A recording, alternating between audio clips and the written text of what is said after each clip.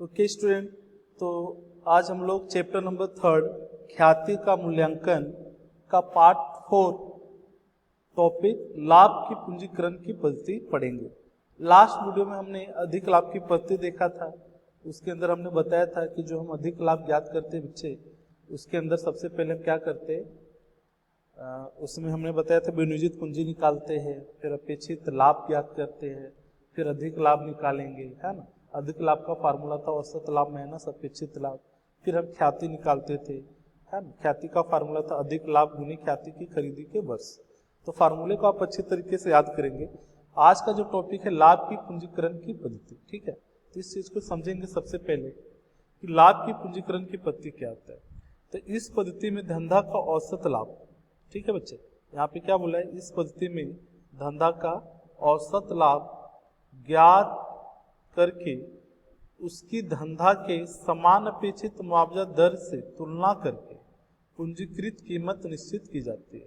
तो हम इसमें सबसे पहले क्या ज्ञात करेंगे, पूंजीकृत कीमत, जिसी को हम पूंजीकृत लाभ भी बोल सकते हैं। इस ढंग से जो कीमत मिलती है उसे पूंजीकृत लाभ कहते हैं। ओके, अच्छा, यहाँ पे देखो लिखा ही है उसने पूंजीकृत लाभ।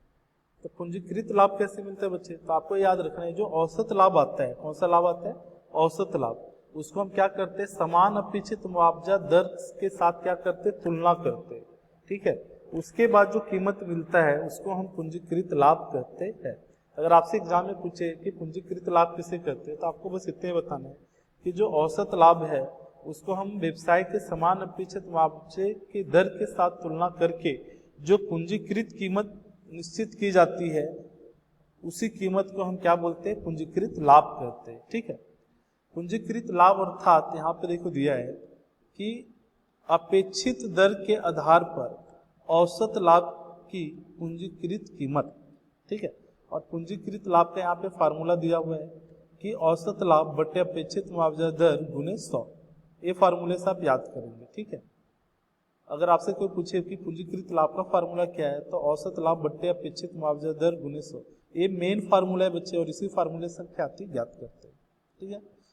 अब इस पद्धति में जैसे सपोज यहाँ पे एक एग्जांपल दिया है कि जैसे मान लेते हैं कि औसत लाभ है 90,000, कितना दिया बच्चे, 90,000, और अपेक्षित मुआवजा दर कितना दिया, 10%।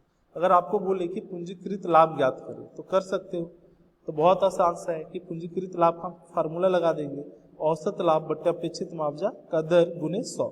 तो अपेक्षित औसत लाभ कितना दिया, 90,000 है, और अपेक्षित मुआवजा दर 10 गुना 100 करेंगे तो आपका 9 लाख जो आएगा बच्चे, ये पूंजीकृत लाभ आएगा, ठीक है।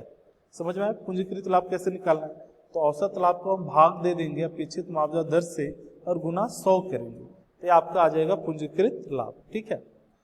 फिर ख्याति निकालते हैं। तो जो ख्याति का फार्मूला होता है वो पूंजीकृत लाभ में से माइनस क्या करते हैं, विनियोजित पूंजी। क्या माइनस करते हैं बच्चे, विनियोजित पूंजी। ये जो है बहुत ही इंपॉर्टेंट है, वेरी वेरी इंपॉर्टेंट ये फार्मूला है। आपको पूछेंगे कि अपेक्षित मुआवजा पूंजीकृत या पूंजीकरण की पद्धति में ख्याति का फार्मूला क्या है, तो पूंजीकृत लाभ माइनस विनियोजित पूंजी। जैसे मान लेते हैं कि विनियोजित पूंजी 7 लाख रुपए, कितना है, 7 लाख। विनियोजित पूंजी का मतलब होता है कि हमने बिजनेस में 7 लाख रुपया लगाया, ठीक है, और हमें उसी पूंजी से लाभ कितना प्राप्त हुआ, 9 लाख। बताओ, हमने पूंजी 7 लाख लगाया और हमें पूंजीकृत लाभ कितना मिला, 9 लाख रुपया। तो ख्याति क्या हो जाएगी, 2 लाख कहलाएगी, मतलब ख्याति 2 लाख रुपया मिलेगा, ठीक है। तो यहाँ पे लिखेंगे ख्याति बराबर 9 लाख माइनस 2 लाख, 7 लाख, तो क्या बचेगा बच्चे, 2 लाख। तो मतलब पूंजीकृत लाभ हमारा 9 लाख है और विनियोजित पूंजी 7 लाख है, माइनस करेंगे तो 2 लाख आएगा, ठीक है। अभी एक क्वेश्चन करेंगे हम लोग, ठीक है। सबसे पहले इसके फार्मूले देख लो बच्चे, किस तरीके से ज्ञात करना है। अगर लाभ की पूंजीकरण की पद्धति है तो सबसे पहले क्या करेंगे हम, तो सर विनियोजित पूंजी निकालेंगे। आपने अधिक लाभ की पद्धति में भी ये फार्मूला का उपयोग करते हैं ना, विनियोजित पूंजी निकालने के लिए। कुल संपत्ति माइनस कुल बाहरी दायित्व, इसी को हम शुद्ध संपत्ति भी कहते हैं और इसी को हम विनियोजित पूंजी भी कहते हैं। अपेक्षित मुआवजा दर क्वेश्चन में दिया होता है। औसत लाभ हम ज्ञात करते हैं भारित औसत लाभ की पद्धति से या सरल औसत लाभ की पद्धति से, ये डिपेंड करता है क्वेश्चन के ऊपर।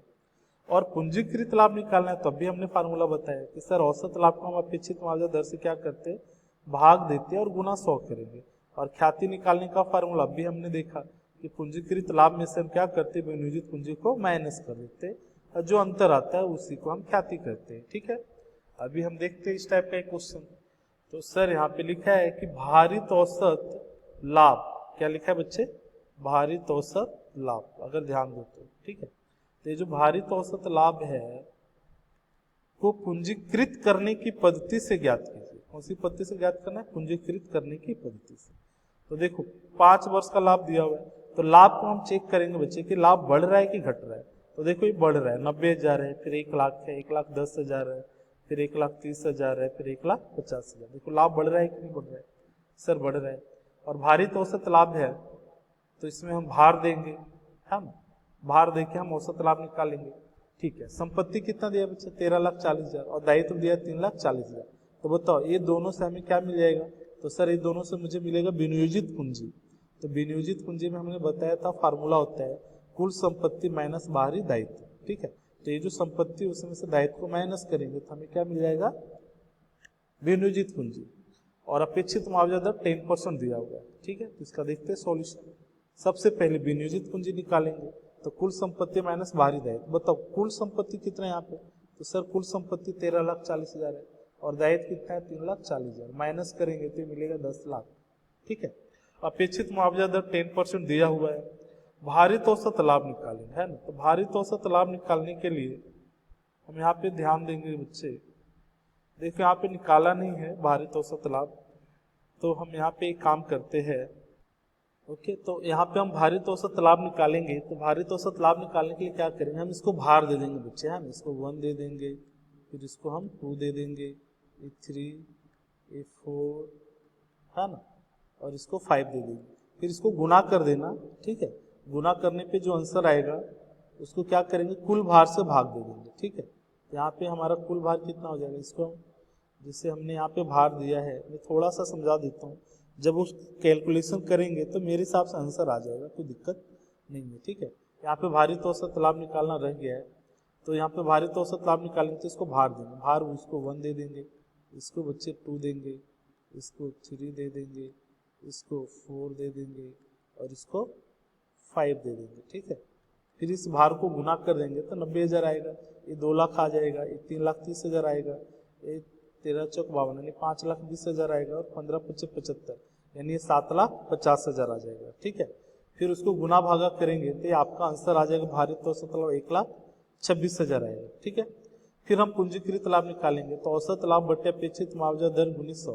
तो यहाँ पे औसत लाभ की जगह कितना लिखेंगे, 1,26,000 और गुना क्या कर देंगे 100 और अपेक्षित मुआवजा दर कितना दिया है 10, तो आपका आ जाएगा 12,60,000। ठीक है, उसके बाद फिर हम ख्याति निकालेंगे, तो इसका फार्मूला है पूंजीकृत लाभ माइनस विनियोजित पूंजी। तो जो 12,60,000 उसमें से माइनस करेंगे 10 लाख, तो आपका आंसर आ जाएगा 2,60,000। यही आपका आंसर हो जाएगा। ठीक है, फिर इसी में एक टॉपिक आता है अधिक लाभ के पूंजीकरण की पद्धति, अधिक लाभ को पूंजीकृत करने की पद्धति। तो इसमें सारा चीज तो सेम रहेगा बच्चे, लेकिन जब ख्याति निकालेंगे तो यहाँ पे सिर्फ फार्मूला बदल जाएगा, अधिक लाभ बटे अपेक्षित मुआवजा दर गुने 100, एक कर देना। ठीक है, अधिक लाभ बटे अपेक्षित मुआवजा दर गुने 100, बाकी चीजें सेम रहेगा, अधिक लाभ, औसत लाभ माइनस अपेक्षित लाभ, विनियोजित पूंजी, सब कुछ सेम रहेगा, सिर्फ ये लास्ट का फार्मूला बदल देना। ठीक है, जैसे यहाँ पे क्वेश्चन है अधिक लाभ को पूंजीकृत करने की पद्धति दिया है, अधिक लाभ को पूंजीकृत करने की पद्धति। क्वेश्चन में विनियोजित पूंजी ऑलरेडी दिया है, अपेक्षित मुआवजा दर दिया है, अंतिम 5 वर्ष का लाभ दिया है। तो सबसे पहले हम क्या करेंगे, यहाँ पे विनियोजित पूंजी दिया, अपेक्षित लाभ निकालेंगे। तो अपेक्षित लाभ का फार्मूला क्या था, विनियोजित पूंजी गुने अपेक्षित मुआवजा दर। तो विनियोजित पूंजी कितना है 7,80,000 गुने अपेक्षित मुआवजा दर 12%, तो आ जाएगा 93,600। अभी औसत लाभ निकालेंगे तो सबको प्लस करेंगे तो 11,90,000 आएगा, इसको डिवाइड 5 कर देंगे तो 2,38,000 आपका औसत लाभ है ना। औसत लाभ का फार्मूला पता है ना, कुल लाभ बटे वर्षों की संख्या। तो कुल लाभ 11,90,000 भागे 5 तो 2,38,000। अब अधिक लाभ निकालेंगे तो इसका फार्मूला औसत लाभ माइनस अपेक्षित लाभ। तो बताओ औसत लाभ कितना है, तो सर 2,38,000 आया, तो लिखेंगे अपेक्षित लाभ कितना है, तो यहाँ पे हमने अपेक्षित लाभ निकाला 93,600, इसको माइनस करेंगे तो 1,44,400 आ जाएगा। ठीक है, अब ख्याति निकालना है, तो हमने बताया फार्मूला कि ख्याति निकालने का फार्मूला क्या है, अधिक लाभ बटे अपेक्षित मुआवजा का दर, ठीक है। तो अधिक लाभ है 1,44,400 और अपेक्षित मुआवजा दर 12%, ठीक है। जब इसको गुना भागा करेंगे तो आ जाएगा 12,03,333.33। इसको अगर राउंड फिगर में लिखेंगे तो 12,03,333, यही तुम्हारा ख्याति निकल जाएगा, ठीक है। तो अगर अधिक लाभ को पूंजीकृत करने की पद्धति बोलेगा तो इस तरीके से बनाना है, और अगर लाभ को पूंजीकृत करने की पद्धति बोलेगा तो आपको इस तरीके से बनाना है, ठीक है। ऐसा बनेगा।